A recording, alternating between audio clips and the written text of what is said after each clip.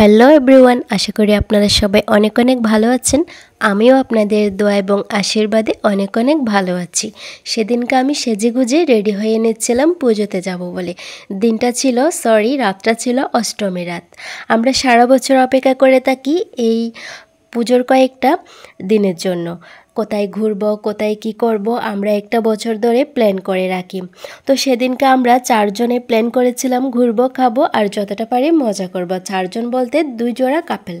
আর এবারের পূজাটা আমার জন্য একটু স্পেশাল, কারণ প্রতি বছর দুর্গাপূজার সময় ঘোরানোর লোকের অভাবের কারণে আমার ঘোরা হয়ে ওঠে না, যেহেতু আমার হাজব্যান্ড বাইরে থাকে আর এবছর সে দেশে আছে, যার জন্য আমার জন্য একটু স্পেশালি।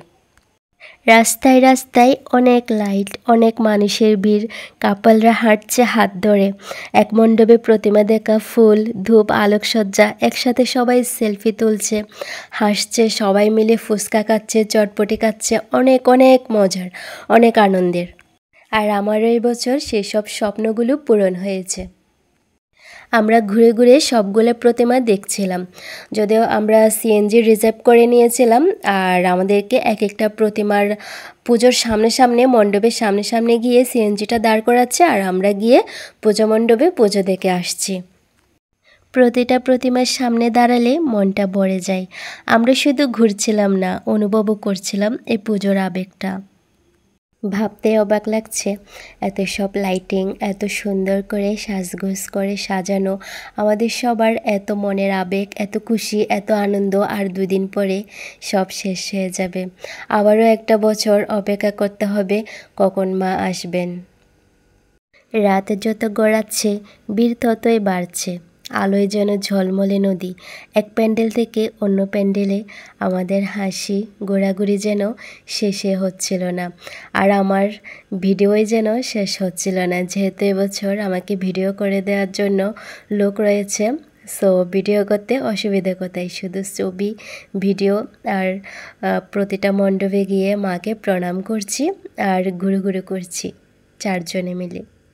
এক প্যান্ডেল থেকে আরেক প্যান্ডেলে এভাবে করতে করতে আমরা ঘুরছিলাম, আর ঘুরতে ঘুরতে সময়টা যে কিভাবে কেটে যাচ্ছিল বুঝতে পারছিলাম না। বছরে 3টা দিন আমরা খুব খুব আনন্দে মেতে থাকি। এখন আমরা যে পূজা মণ্ডপে এসেছি, এখানে খুব সুন্দর করে সাজানো হয়েছে আমাদের গ্রামীণ জীবনযাত্রা, আমাদের গ্রামের কৃষকের জীবনযাত্রা। এত সুন্দর করে ফুটিয়ে তোলা হয়েছে, কি বলবো, আমার একদম আমি বলার ভাষা হারিয়ে ফেলেছি। এখানে গিয়ে তো একদম আমরা নিশ্চুপ হয়ে গিয়েছিলাম। পরিবেশটা এত সুন্দর, এত সুন্দর করে কিভাবে মানুষ পারে মানুষের জীবনধারা, গ্রামের রিচুয়ালগুলো তুলে ধরতে। আজকের দেখা সেরা পুজো মণ্ডপ ছিল এইটা, অষ্টমী রাতের পুজো মণ্ডপের মধ্যে সবচাইতে সুন্দর, আমার কাছে সবচাইতে ভালো লেগেছিল এই পুজো মণ্ডপটা। যদিও বা সবগুলোই ভালো ছিল, কিন্তু এটা একটু ইউনিকই ছিল। পরে ওখান থেকে বের হয়ে আবারও গাড়িতে উঠে আবারও চলে গিয়েছিলাম আরেকটা পুজো মণ্ডপে। পায়ের নিচে ছিল ক্লান্তি, কিন্তু চোখে মুখে ছিল ঝিলিক। প্রতি বছরে শুধুমাত্র অষ্টমীর দিনটাই আমার বাইরে ঘোরাঘুরি হয়, আর নবমীর দিনটা আমাদের পুজো মণ্ডপে কাটিয়ে দিই। পঞ্চমী, ষষ্ঠী, সপ্তমী এগুলা ঘরে শুয়ে বসেই চলে যায়। আর যে বছর হাজব্যান্ড থাকে সে বছর সপ্তমী দিনও বেরোনো হয়। যদিও বা আমি বিয়ের পরে 2বার হাজব্যান্ড পুজোর সময় আমার পাশে ছিল, আর 2বারই সপ্তমীতে বাইরে ঘুরেছি। তারপরে আগের বার ঘুরেছিলাম নবমীতে, এবার ঘোরা হয়েছে সপ্তমীতে প্লাস অষ্টমীতে।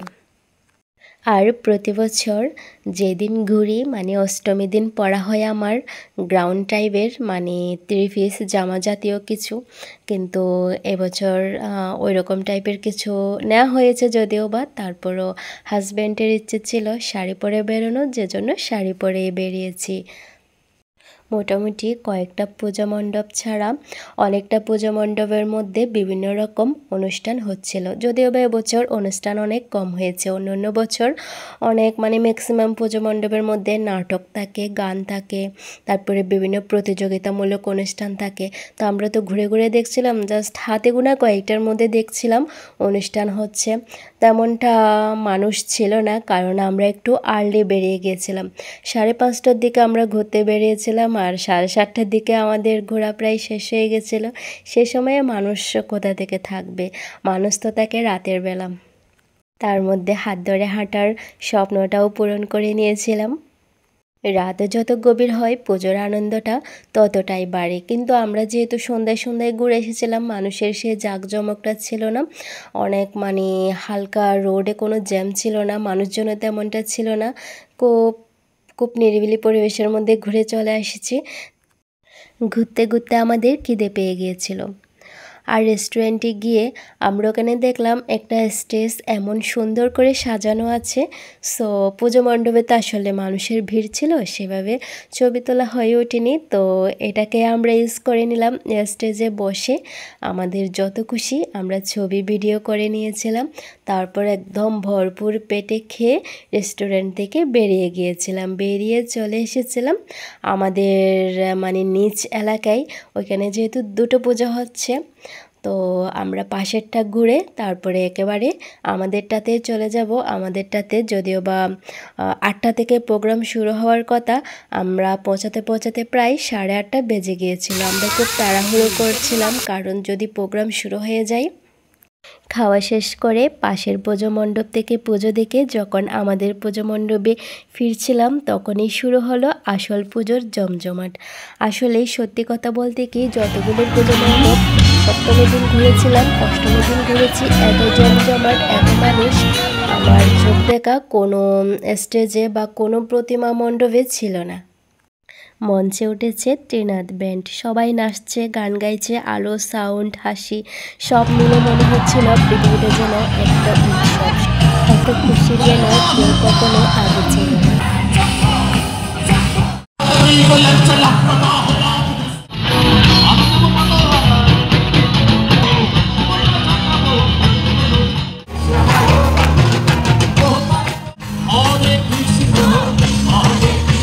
রাত 12টা বাজে যখন প্রোগ্রাম শেষ হলো, তখন আমরাও চলে আসছিলাম ঘরে। আজকের ব্লগটা এ পর্যন্তই। ভিডিওটা যদি আপনি ফেসবুকে দেখে থাকেন অবশ্যই পেজটাকে ফলো করবেন, আর যদি ইউটিউবে দেখে থাকেন চ্যানেলটাকে সাবস্ক্রাইব করতে ভুলবেন না। বাই।